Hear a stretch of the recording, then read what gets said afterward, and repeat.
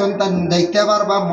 মুখ দেখাত অসুবিধা নাই, কিন্তু আউরি যেসা মারা গেছন যাইতে পারতা নাই। হুর ঘরের বাই মারা গেছন, মামুর ঘরের বোন মারা গেছন, এইভাবে অমুক চাচার ঘরের বোন বাই মারা গেছন, আপনার বোন বিবাহ দিসলা বোনের শ্বশুরি মারা গেছন, ইটা দেখাত কখনো তেন যাইতা না, বাড়ির ভিতরে থাকতাম। 4 মাস 10 দিন ইদ্যত হওয়ার কারণটা কিতাব, একজন মহিলার স্বামী ছিলাম, 4 মাস 10 দিনে তেন গর্ভধারণ আসরনি না না ওখান বুঝিলাওয়া।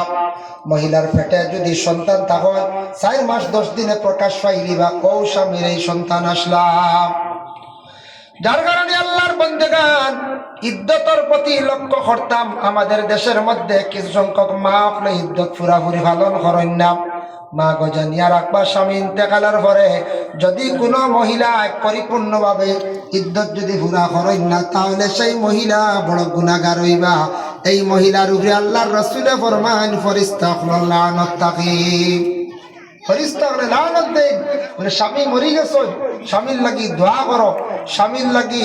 মাগফিরাতের লাগি দোয়া করো, পর্দা করো। তুমি কয়েকটা দিন ইদ্যত পালন করতে কোনো বেগানা পুরুষের সামনে বাইরিও না, বেফাহশা হালতে তুমি তাকিও না, নিষেধ আইছে। এর লাগি মা বলে কিতা করতা, ইদ্যত পুরা করতা 4 মাস 10 দিন। ভাই মুসলমান, এর লাগি বিশেষ করিয়া দেখুন, কোন স্বামী যদি তান ঘরের বিবিরে যদি তালাক দিলাই, হঠাৎ কোন সময় তালাক দেয়, তালাক দেওয়ার লগে লগে আমরা দেশের কিছু মানছে হয় না, ওরে মাসলা জানেন না, গর্ভবতী মহিলারে বুঝিন তালাক দিলে তালাক হয় না। তা কিছু মানছে হয় না, এক তালাক একটা হইছিল, মহিলা গর্ভবতী, আর একজনে কইতে হুজুর আপনার কাছে আইলাম জানতাম একটা বেটি গর্ভ কিলা তালাক হইল, এটা হয়ে যায়। তালাক গর্ভবতী হইলে কোনো অসুবিধা নাই, তালাক হয়ে যায়। তালাক দেওয়ার সিস্টেম আছে। আল্লাহর বান্দাগান আমাদের দেশের মধ্যে মানুষে আউরে তালাক দিলেন, শরীয়তের হুকুম আছে তালাক দিতা, তালাক কোন সময় দিতা, দেওয়ার তরিকাও আছে। তরিকা কিতাব ফাকিফা ইন তাল্লাকাহা ফালা তাহিল্লা লাহু, তালাক দেও তুমি হালাল অবস্থায়, পাক অবস্থায় মহিলারে তুমি তালাক দেও। আর তালাকু মাররাতান, তালাক দাও তুমি বারবার, হয় একবারে তোমার তালাক হইতো জলদি একবারে তালাক দেওয়া যাইজ না, 3 খান জেন দিলা না যাইজ তরিকায় দিলাম, দিলে কিন্তু ওই যাইব নাজাইজ তরিকায় দিলাম। কোন কারণে তালাক দিতে পারো, কোন স্বামী বিবাহ করার পরে পরের মেয়ে ঘরের মধ্যে আনছ, স্ত্রী হিসাবে তেন গ্রহণ করছেন, এই মহিলা আনার পরে স্বামীর কর্তব্য হইল স্ত্রীরও তেন মায়া করিয়া রাখতা, কারণ মায়া না পাইলে মহিলা স্বামীর বাড়ি থাকতে পারত না। মহিলা স্বামীর লাগি মায়া থাকতো, স্বামীরও স্ত্রীর লাগি মায়া থাকতো,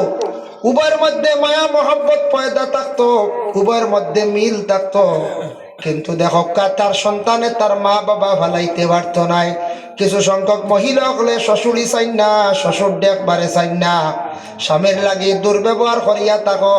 শরীয়তে কর স্বামী যদি দেখো তোমার মা বাবার দোয়াত লাগি তুমি বঞ্চিত হয়ে যাইতে গিয়া, তোমার মা বাবায় একবারে তোমারে বলি যাইতে মহিলার কারণে বাইরে তুমি আরো কন্যা পাইবাই, মেয়ে পাইবাই, তোমার মা বাবা খুশ রাজি রাখতে গিয়া প্রয়োজনে এই বিবিরে তালাক দিয়া উচিত মূল্য দিয়া সেই মহিলারে তুমি বিদায় দিলাও। এটা আমরা গণতন্ত্র দেশের কানুনে মানেন না, মানবুঝ গিয়া যদি কৌটো বলে আমি তো না, আমরা শরীয়তে কইছি মা বাপ চাইত্রা নাই বেটি আমারে চাইতে দিন না, আমি কিচ্ছু নিয়া দিলে আমার বিবেক গুছা কর। আমরা শরীয়তও আছে, কোরআনও আছে, কোরআনের ব্যাখ্যা তাইছে, গ্রন্থে আইছে, আমি এই নারাজন আদমি কৌটে মানত না। তবে শরীয়তর মাসলা ওটা কৌটে মানেন না। এখন কৌট দিকে হওয়ার ডরে বাদ দিলেই তাই না, মা বাবার দোয়াতেই বঞ্চিত হয়ে জানি। যদি কোনো মারাত্মক কোনো মহিলা বিলকুল শ্বশুরি চাই না, শ্বশুর চাই না, শ্বশুরের লাগি দুর্ব্যবহার কঠোর ব্যবহার করেন, বাদ বাসা দিয়ে গালাগালি করেন, স্বামীর লাগে দুর্ব্যবহার করেন, আপনার বাকি জীবন চলা কঠিন হইব। আপনি তালাক দিতা একবারে দেওয়ার মাত্রা দেওয়ার সিস্টেম আছে। 2 নম্বর এইরকম স্বামী স্ত্রী ঘরের মধ্যে আনার পরে ঘরের বিবিরে তান বরণ পোষণ করিয়া যাইতা, যা লাগে দিয়া যাইতা, পর্দার হালতে রাখার চেষ্টা করতাম। এখন এই ঘরের বিবি যদি বিলকুল পর্দা মানন না, স্বামীরে মানন না, স্বামীরা কেতান ইচ্ছা স্বাধীন গেতেন বাজারও যান গিয়া আউরি বেটাইন তোর লগে চলাফেরা করেন যান গিয়া মানছে দেখিয়া সমালোচনা করন তোমার ঘরের বিবি দেখছি অমুক জায়গাত বাজার অমুকর লগে আড্ডা দিতরা এইভাবে তুমি প্রথমে ফাইজু হুন্না বারবার তুমি ওয়াজ করো বুঝাও মা বাপরে তুমি চাওয়া লাগবো তুমি আমার ঘরের বিবি আমার মা বাপরে তুমি চাইতে লাগবো যতটুক পারো চাও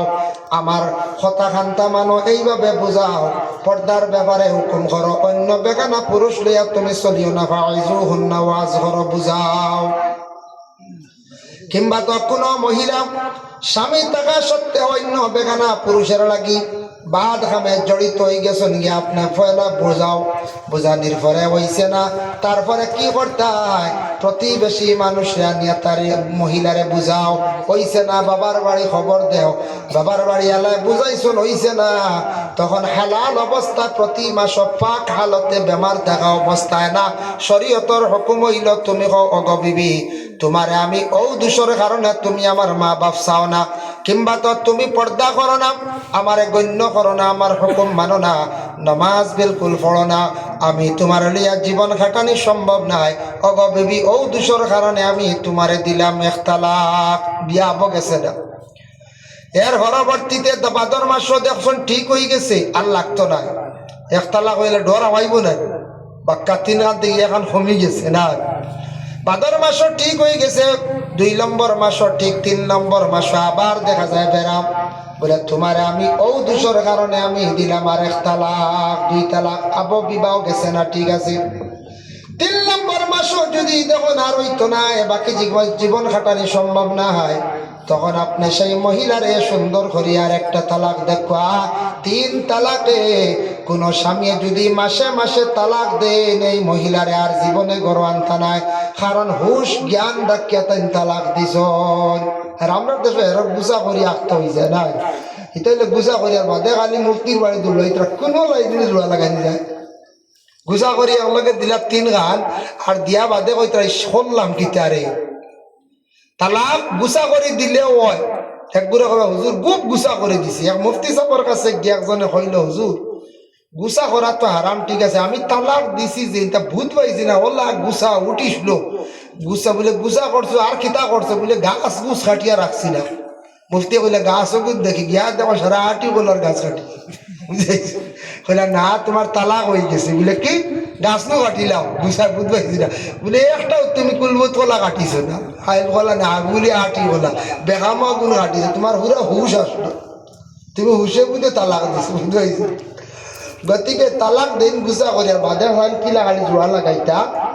তালাক বিবি আপনারে দেওয়ার অধিকার আছে শর্তই বলা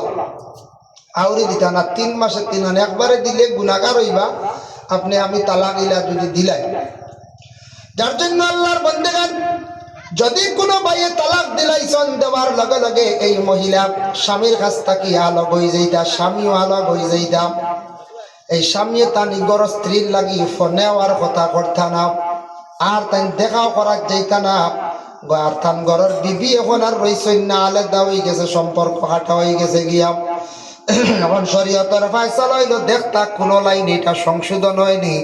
গতিকে আল্লাহর বন্দেগান আমরা দেশ তালাক দেওয়ার পরে বাদে স্বামী হকলে ফোনও আবার মাতন বিবি আবার মাতিতা হয়তো তুমি তা খাম করলা কিতা উপায় নাই স্বামী হয়তো মাতিস না লাইন করিয়ার মুফতি সাহেব দরিয়ার বুঝেছি ফোন চলে আর না ডাইরেক্ট হাঁটা এলা অনেক সময় ফোনে দম দম আলোচনা চলে গুনাগার হইতা তালাক হওয়ার লগে লগে শেষ